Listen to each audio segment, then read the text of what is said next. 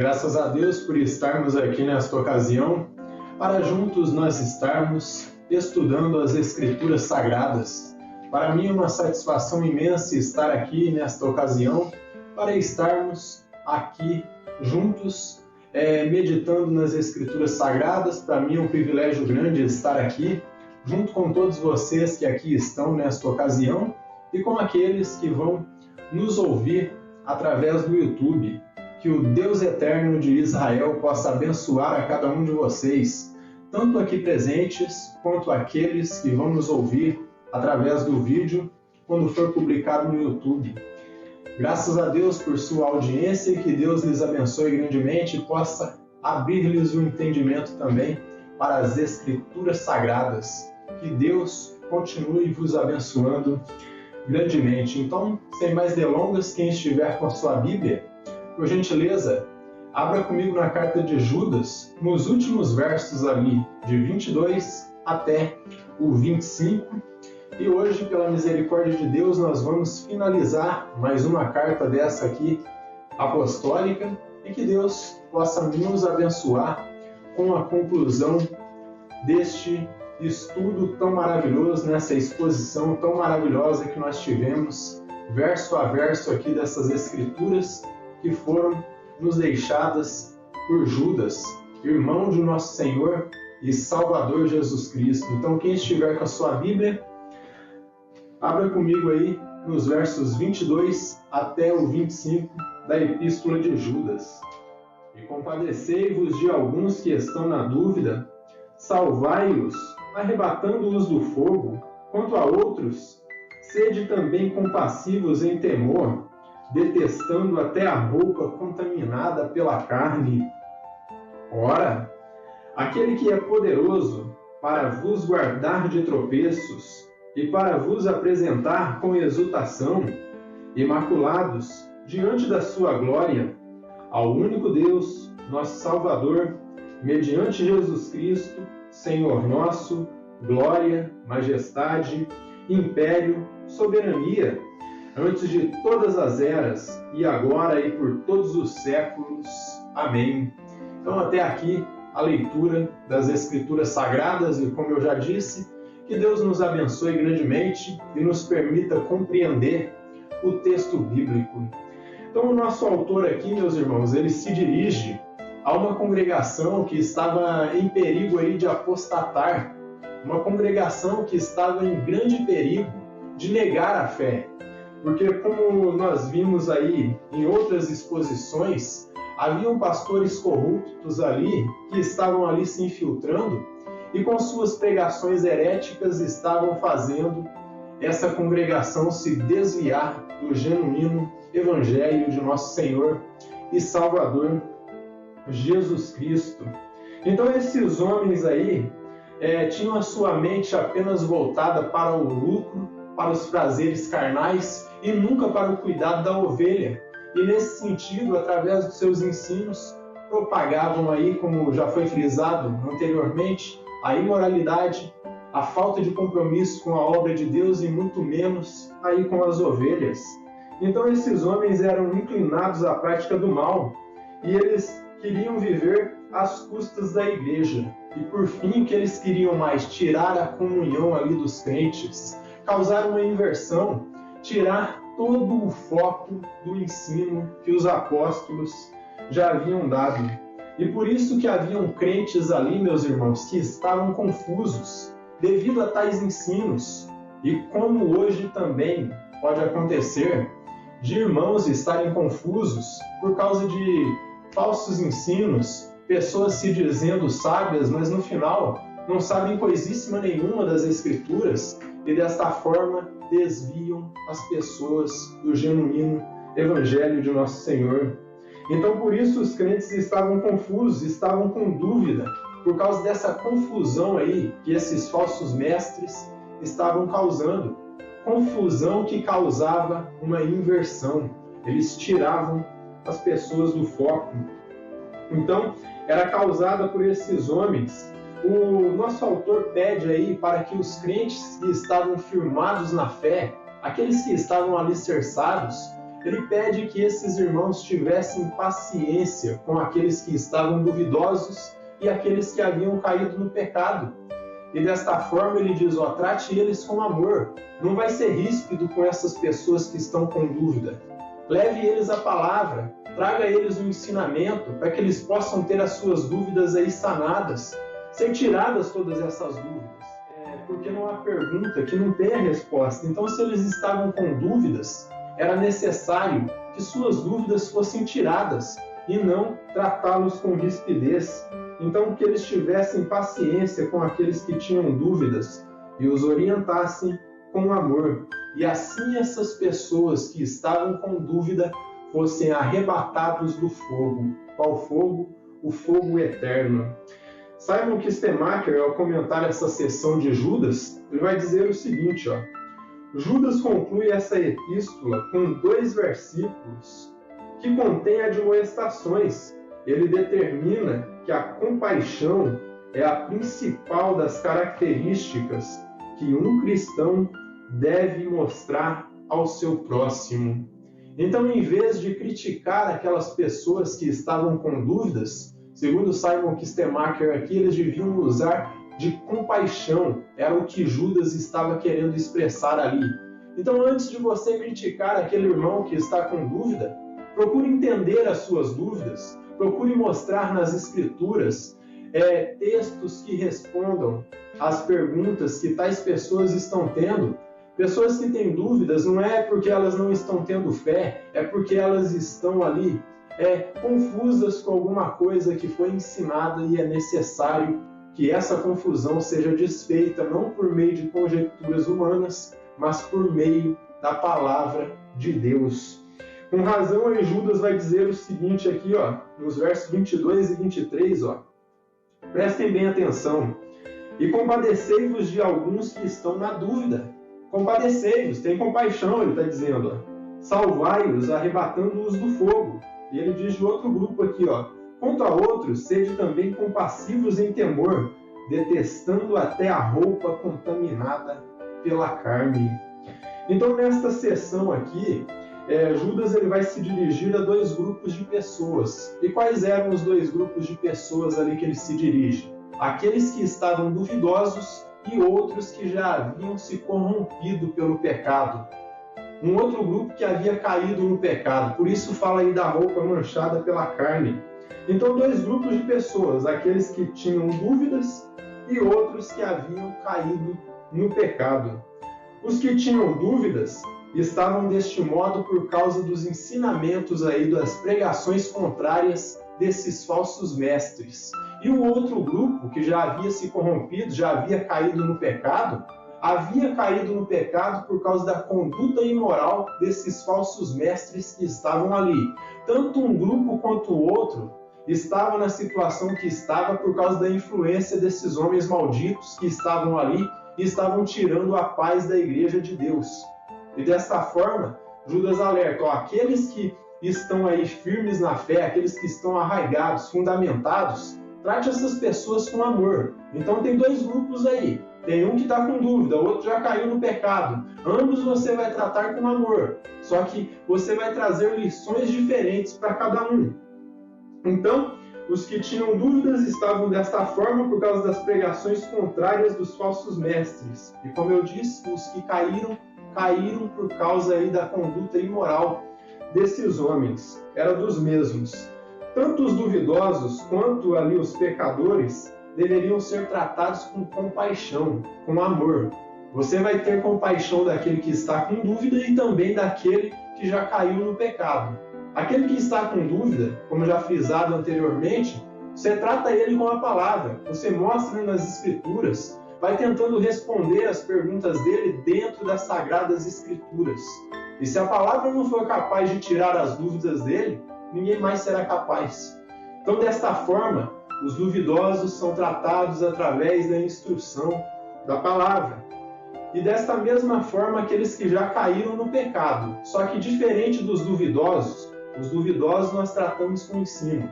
Agora, aqueles que já caíram no pecado, nós tratamos aí com correções, com admoestações, vamos orar pela pessoa e ali dentro das Escrituras vamos instruí-lo novamente para que entre no caminho correto. Só que ambos são orientados através da palavra. Então, tanto os duvidosos quanto os pecadores deveriam ser tratados com compaixão e levado às instruções que provêm das Escrituras, e não a conjecturas humanas. Porque, como frisado anteriormente, não são os nossos argumentos humanos que vão convencer o pecador, mas os argumentos que provêm das Escrituras. Tanto aqueles que estão com dúvidas serão convencidos através da palavra de Deus, e não conjecturas humanas. Desta forma, ambos seriam livrados da condenação do fogo do inferno. Mas com tudo isso, Judas dá um alerta muito grande aí para a igreja daqueles dias e para a igreja de hoje também, que quando as pessoas forem estender a mão ali para os pecadores, eles deveriam ter cuidado para assim não se contaminar com os pecados dos outros. Por isso ele usa de 2 exemplos aí. Ele fala do fogo aí que inflama a pessoa e também fala da roupa contaminada aí, a roupa suja contaminada pela carne. Então, deste modo, tanto eles lá no primeiro século quanto nós, quando formos orientar pessoas que estão no pecado, tentando trazê-los de volta aos caminhos do Senhor, nós devemos ter muito cuidado para não nos contaminarmos com pecados alheios e sermos também aí lambidos pelo fogo do pecado que está ali lambendo esta pessoa. Da mesma forma, quando um bombeiro vai socorrer uma pessoa que está numa casa em chamas, ele tem que tomar o devido cuidado para ele próprio não se queimar. Então, desta forma, os crentes que forem orientar outros crentes que se desviaram e aqueles que estão com dúvidas devem ter a total cautela para também não se contaminar com os erros dos outros aí. E quando ele fala da roupa manchada pela carne aí, isso aí, a palavra que Judas usou no original grego ali, refere-se a uma roupa de baixo, como se fosse uma roupa íntima. E Simon Kistemaker, para ilustrar isso aí, ele fala é como se fosse uma roupa íntima que estivesse aí suja de fezes humanas. E desta forma, quando você pega uma roupa contaminada aí com sujeira, com uma doença, com alguma coisa, você leva todo um cuidado ali para que você também não se contamine. Então era uma roupa suja aí com excremento, com fezes humanas, e deste modo demonstra que eles e nós devemos olhar para o pecado nessa mesma linha de raciocínio aí. Olhar para o pecado como se fosse uma roupa detestável, toda suja aí de fezes humanas, uma roupa totalmente aí detestável, contaminada com sujeira. E desta forma, olharmos aí para o pecado como se fosse uma roupa que estivesse suja aí com fezes de outra pessoa, que no caso aí é o diabo, o originador de todo o pecado e de todo o engano. Então, quando nós olharmos para o pecado, segundo o que Judas frisa aqui, nós devemos olhar como se fosse uma roupa contaminada com a sujeira de outra pessoa, que não pertence a você. E desta forma você vai ter nojo, você vai ter repulsa do pecado, você vai olhar com desprezo para aquilo e vai se afastar totalmente. Verso 24, veja o que ele nos diz aqui. Ora, aquele que é poderoso para vos guardar de tropeços e para vos apresentar com exultação, imaculados diante da sua glória. Então, o que Judas está esclarecendo aqui? Ele esclarece que o único que é capaz aí de nos manter irrepreensíveis diante do Senhor é o próprio Senhor Jesus Cristo. Porque, como frisado anteriormente, ao início dessa epístola aqui, nós não conseguimos nos manter de pé por nossa própria força, por nossa própria comunhão com Deus. Se Deus não tiver comunhão conosco, nos atrair através do seu Espírito, nós não vamos conseguir. Então, Judas esclarece que o único que é capaz de nos manter irrepreensíveis é o Senhor Jesus Cristo. Mas isso não quer dizer, meus irmãos, que nós devemos relaxar e baixar a guarda. Alguns vão pensar assim, já que é o Senhor que me mantém de pé, eu vou ficar relaxado, eu vou parar de me cuidar, porque o Senhor vai me manter. Mas não é isso que Judas está dizendo aqui. Ele está dizendo que o poder vem através da unção do Espírito de Deus.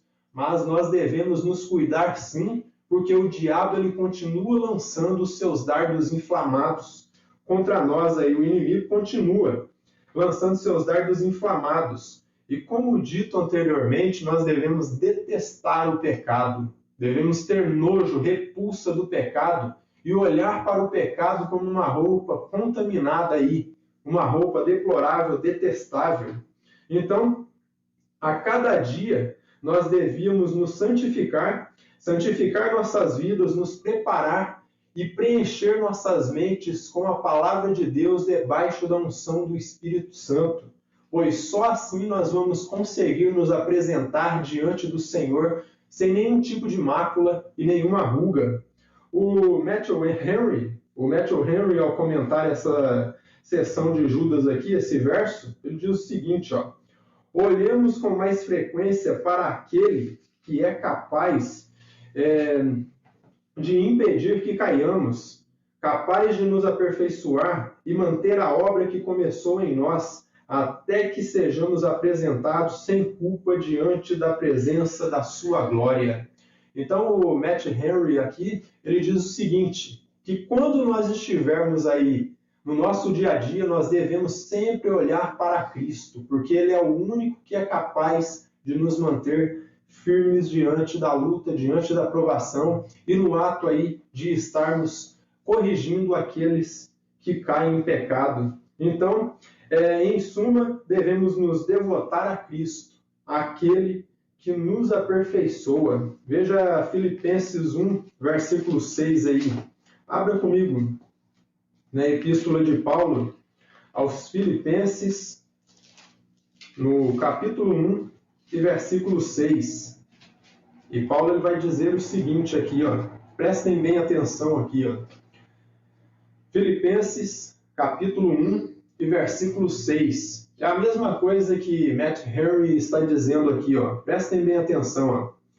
E sou plenamente certo de que aquele que começou a boa obra em vós há de completá-la até o dia de Cristo Jesus. Então Paulo está dizendo que ele estava plenamente certo que aquele que começou a boa obra no crente iria aperfeiçoá-la. E nós devemos tomar posse disso, nós devemos aplicar isso em nossas vidas e entender. Se Cristo começou a boa obra em mim e em cada um de vocês, ele vai aperfeiçoar. E no verso 25 aqui, veja que nós vamos encontrar a finalização aqui, a doxologia final. Ao único Deus, nosso Salvador, mediante Jesus Cristo, Senhor nosso, glória, majestade, império e soberania, antes de todas as eras, e agora e por todos os séculos. Amém. Então, em sua oração final aqui, na sua doxologia, Judas, ele glorifica o nome do Senhor Jesus Cristo como nosso Salvador. E ele diz algo mais aqui. Diz que ele é aquele que é antes de todas as eras e para sempre. E o que isso nos faz entender? Que Cristo é antes de todas as eras e ele o é para sempre.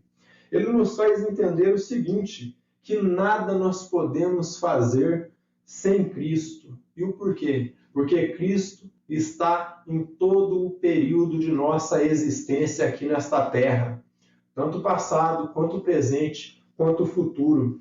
Ele é o centro do passado, presente e futuro, e também é o centro da eternidade. Então toda a honra e toda a glória seja dada ao nosso Senhor e Salvador, Jesus Cristo.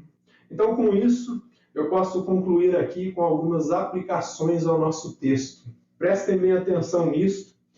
Nós devemos confiar em Deus, meus irmãos, isso que foi apresentado por Judas aqui, e sujeitarmos e dependermos de seu poder, pois sem ele, qualquer esforço humano se torna vão.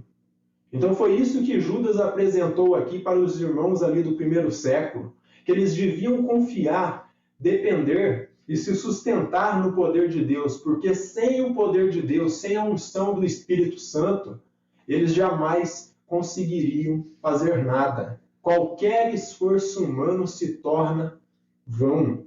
Abra comigo nos Salmos aí, ó. Salmo 127, Salmo 127, versículos 2 e 3. Veja o que está dito aqui, ó. Salmo 127, versículos 2 e 3. Nós podemos pegar do versículo 1 até o 3, ó. Se o Senhor não edificar a casa, em vão trabalha os que a edificam. Se o Senhor não guardar a cidade, em vão vigia a sentinela. E inútil será levantar de madrugada, repousar à tarde, comer o pão que penosamente granjeaste aos seus amados, ele o dá enquanto dormem. Então é inútil nós fazermos qualquer esforço sem a unção do Espírito de Deus. E um pouquinho mais à frente aqui, um pouquinho mais atrás, corrijo, no Salmo 124, versículos 2 e 3, o salmista Davi ele vai dizer o seguinte aqui, ó. Não fosse o Senhor que estivesse ao nosso lado, quando os homens se levantaram contra nós, e nos teriam engolidos vivos, enquanto a sua ira se acendeu contra nós. Então Davi atribuía aí ao poder de Deus todas as suas vitórias. E em Zacarias, no capítulo 4, e verso 6, nós vamos encontrar algo mais claro aqui, ó. Zacarias ele vai dizer o seguinte, prestem bem atenção no que diz o profeta Zacarias aqui, no capítulo 4 e versículo 6. Zacarias 4 e versículo 6. Diz assim, ó. E prosseguiu ele e me disse, esta é a palavra do Senhor a Zorobabel, não por força, nem por poder, mas pelo meu espírito, diz o Senhor dos exércitos. Então, tudo é pelo poder do Espírito Santo de Deus. Se eu preparo um sermão aqui para ensinar para vocês, se é preparado um culto, se campanhas evangelísticas foram feitas aí pelo mundo, tudo foi feito pela unção do Espírito Santo. Homens como John Wesley, Martinho Lutero, João Calvino, homens do passado aí que lutaram para que o Evangelho de Deus avançasse, nada conseguiriam se o poder de Deus, se o Espírito Santo não os ungisse. Segunda aplicação, tome cuidado quando você oferecer a mão aí para alguém que caiu no pecado, para que você não se contamine com seus pecados e se iguale aí aos padrões do mundo. Aonde quer que nós formos, a nossa identidade como cristãos deve brilhar, meus irmãos. Esse brilho que provém do Espírito Santo, brilho que vai testificar e que vai dar um testemunho aí de boas obras e vai levar as pessoas ao arrependimento e entender, se Deus foi capaz de mudar a conduta de tal pessoa, também pode mudar a minha. Então nós devemos dar um bom testemunho e jamais nos contaminarmos. Veja Gálatas 6:1. Então em Gálatas, no capítulo 6 e versículo 1, nós vamos encontrar o apóstolo Paulo orientando o mesmo que Judas. Ó. Irmãos, se alguém for surpreendido em alguma falta, vós que sois espirituais, corrigi-o com espírito de brandura e guarda-te, para que não sejas também tentado. Então, Paulo fala aos crentes da Galácia aqui que quando fossem orientar aqueles que haviam caído em algum tipo de falta, algum pecado, que tomassem cuidado para que também não fossem tentados. E é o exemplo de Judas aqui, que teve a invasão nessas congregações aí dos gnósticos e dos libertinos. Na Galácia nós tínhamos ali os judaizantes, que também eram falsos mestres, que estavam ali para corromper e deturpar todo o evangelho de Cristo. E Paulo fala, para aqueles que estavam duvidosos, que eles, quando fossem orientá-los, tomassem cuidado para que não fossem tentados.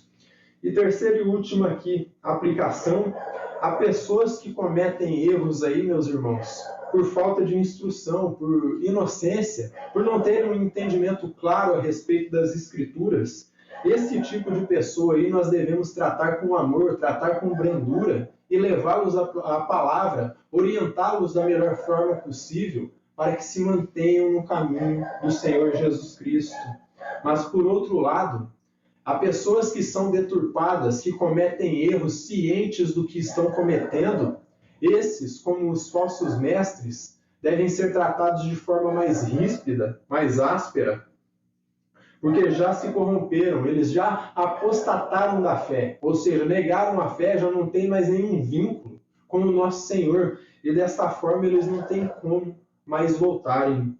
E nesse sentido, aqueles que têm dúvidas devem ser instruídos mediante a unção que vem debaixo do Espírito Santo, dentro das Escrituras. E aqueles que são hereges devem ser afastados pelo ensinamento correto e genuíno das Escrituras. Em suma, quem está em dúvida, vamos tratar através do ensino. E aqueles que já deturparam o Evangelho, já se tornaram hereges, nós vamos ensinar o Evangelho genuíno para que esse tipo de gente fique afastado do rebanho de Deus. Que o Eterno nos abençoe